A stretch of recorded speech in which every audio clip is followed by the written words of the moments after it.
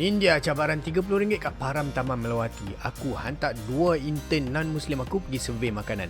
Mereka ni ada kelebihan pi awal pukul 4 petang. Line tengah clear tak payah berebut. Tapi persoalannya RM30 lepas ke nak makan sedap? Mula-mula jalan terus sangkut kat gerai ayam gepuk special ni. Makcik tu punya marketing tahap dewa. Terus budak 2 orang ni terpegang arus.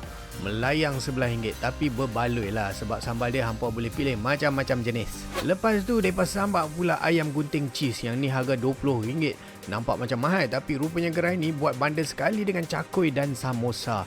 Kira untung lah tu, tapi bajet RM30 dah burst weh. Dah jadi RM31. Dah melantak ayam takkan tak minum kan. Terpaksalah mereka korek poket sendiri top up lagi RM10 semata-mata nak beli air lemon herb dengan teh mamba. Kelebihan mereka ni food hunting awal dapat terus ngap panas-panas. Tapi konklusinya kan, zaman lah ni kalau masuk Param nak cari lauk mewah dan sedap-sedap, bawa RM30 memang tak cukup. Minimum kena ada RM50 baru puas hati.